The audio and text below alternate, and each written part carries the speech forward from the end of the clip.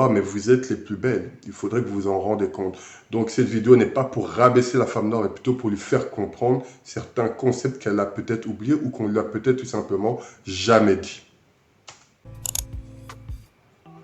Dans les témoignages dans les témoignages de mes copines, quand je leur ai posé la question, il y en a qui ont dit autre chose, qui n'ont pas automatiquement dit que voilà, elles se demandent si c'est un homme noir qui aime les femmes noires. Mais donc, allez, 99%, 98% de mes copines ont dit que elles se demandent est-ce que c'est un homme noir qui aime les femmes noires. Écoutez, Et je trouve ça tout franchement... simplement pour la simple raison que 98 ou 99% des femmes ont le même problème, qui est cette manière à changer leur aspect capillaire, si je peux le dire comme ça, leur identité capillaire, leurs cheveux. Donc si 99% des femmes noires le font, ben, ça sera 99% des femmes qui auront ce même problème avec les hommes. Et ce n'est pas que les hommes noirs. C'est avec toutes les races en fait. C'est juste que les autres races peut-être ont abdiqué un peu comme nous. Donc ils se disent, ben, elles sont comme ça, elles vous acceptent en tant que femmes complexées, ils vous acceptent comme ça. Nous aussi on commence à... On a fini par le faire, mais il faut bien que quelqu'un vous dise où est le réel problème et je suis là pour ça. On se pose cette question, on ne devrait pas se la poser, on devrait juste s'aimer. Certes, on n'est pas obligé d'être entre nous, non, c'est pas ce que je dis. Mon entourage, mes cousines, C'est clair qu'on doit s'aimer, mais commencez par mes vous aimer copines, vous-même aussi. moi-même, on fait partie, majoritairement, on fait partie de la génération millennials. Si vous ne savez pas ce que ça signifie, 81-96 donc. c'est les personnes qui sont nées entre, dedans. je pense, allez, 86 à 99, un truc du genre. Quand j'étais au collège ou au lycée, les filles dark skin n'étaient pas du tout à la mode. Et même dire qu'une couleur de peau est à la mode, c'est vraiment limite. Les filles qui étaient en vogue, ce sont les filles light skin, métissées.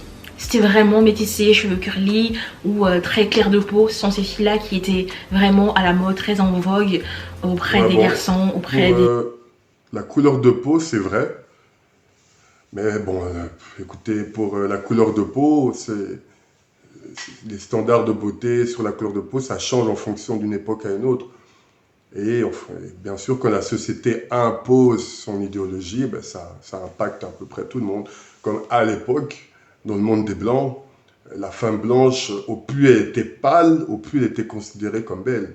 Et maintenant, c'est tout l'inverse. Plus elle est bronzée, plus elle est considérée comme belle. Et dans le monde des Noirs aussi, c'était comme ça. À l'époque, quand on retourne dans l'Égypte ancienne et tout ce qui s'ensuit, au plus tu étais foncé, au plus tu étais considéré comme beau ou belle. Au plus tu étais clair, au moins tu étais beau ou belle. Et aujourd'hui, c'est tout l'inverse. Combien même ça commence à changer, heureusement. Mais pour tout ce qui est avec la couleur de peau, ça change d'une époque à une autre. Et souvent, c'est la société qui l'impose et qui impose ces critères de beauté. Mais forcément, ça joue sur le mental de tout le monde. On a même qui s'amusait à faire des classements des plus belles filles de la classe. Et à mon souvenir, je me rappelle bien que j'avais des filles claires de peau dans ma classe, j'avais des filles un peu métissées dans ma classe. Et on voyait tout de suite que quand les garçons s'amusaient à faire ce jeu-là, c'était les filles claires de peau qui étaient toujours en tête. Et ils partaient même très loin, jusqu'à mettre la dernière fille, donc la plus moche. C'est la faute à personne. Et ça, franchement, je pense que ça a développé déjà un trauma auprès des filles dark skin. Déjà dès l'enfance, il y a cette catégorisation là. Et je sais que quand on est à l'école, c'est vraiment pas de pitié. Les garçons sont sans pitié, les enfants entre eux sont sans pitié. Mais je pense que quand on arrive au collège, lycée, on commence déjà à avoir une certaine mentalité. On choisit, on connaît on sait faire le choix entre le bien et le mal. Donc quand les garçons s'amusaient à faire ça, il y en a qui étaient profondément blessés, mais qui n'osaient pas le dire. Et ça crée des traumas et on grandit avec ça. Et je pense que ça a eu vraiment un gros impact sur... Là, je suis d'accord avec ce qu'elle dit. Je suis d'accord avec ce qu'elle dit. Mais le trauma, selon moi, il vient de partout. Comme je dis, ces critères de beauté-là, ces standards de beauté, c'est des standards imposés par la société dans laquelle on vit. Donc les traumas ne sont même pas forcément à l'école. Moi, j'ai grandi principalement en Belgique. Ça fait maintenant 7 à 8 ans que je suis à Kinshasa. Mais nous, les hommes noirs et les femmes noires, dans un pays étranger, donc Belgique ou France, ces traumas-là, on les a tout autour de nous. Donc tout nous rappelle qu'on est des noirs, en fait. Un, il y a plus de blancs. Deux, les publicités, c'est que des blancs. Les dessins animés, c'est que des blancs. Les films, c'est que des blancs. Donc, de toute façon, le trauma, on l'a. Même si tu es dans une école où tu n'as pas eu ce genre de jeu, où on catégorise les noirs les plus belles, les personnes les plus belles ou quoi. Mais c'est vrai que l'homme noir, ce trauma, on l'a... tous ceux qui ont vécu à l'étranger, c'est un trauma qu'on a eu. Qu'on a eu.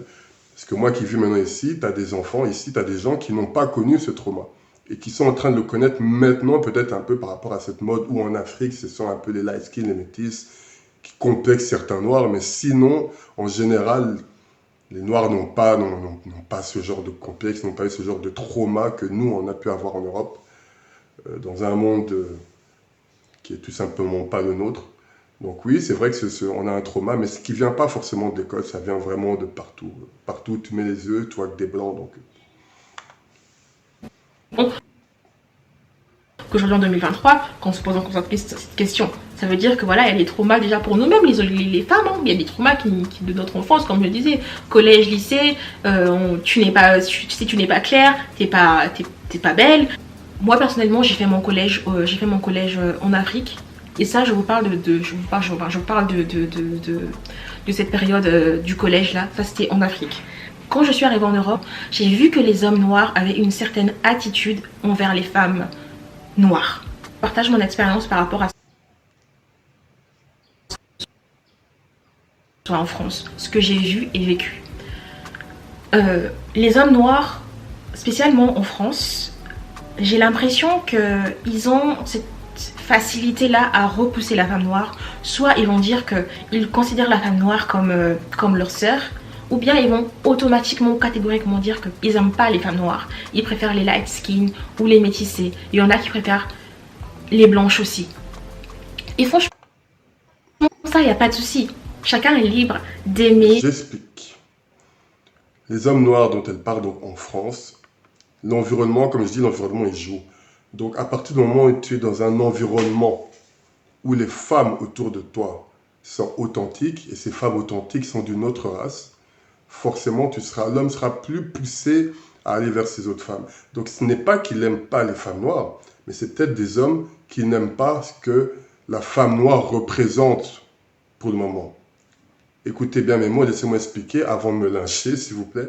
Donc, quand je parle de ce que la femme noire représente, c'est-à-dire ce que la femme noire représente, donc la femme noire représente une femme qui change d'identité capillaire très souvent. Ok? Donc, vous n'êtes plus authentique. Donc, mettez-vous à la place d'un homme qui est dans un monde de blanc. Quand il sort avec une blanche avec des cheveux courts ou longs et des cheveux bouclés, il sort avec une blanche avec des cheveux courts ou longs ou bouclés. Quand il sort avec une métisse, elle est comme elle est. Bien sûr, elle peut se coiffer différemment, elle peut même mettre des rajouts, mais ce sera toujours des rajouts avec des cheveux qui s'apparentent à ses cheveux naturels de base, à la base. Donc ça ne change rien. Or, la femme noire, sa manière de se transformer, sa manière de changer d'aspect physique est à prendre en compte. Donc, quand vous êtes face à des hommes noirs qui ont vécu plusieurs années en France, qui rejettent un peu leur sœur, comme ils disent, c'est tout simplement parce qu'ils ne veulent pas ce type de femme. Il y en a qui l'ont compris, il y en a qui ne le sont jamais dit, qui n'arrivaient pas à trouver le pourquoi. Mais le pourquoi se trouve là, se trouve au niveau de l'authenticité de la femme noire.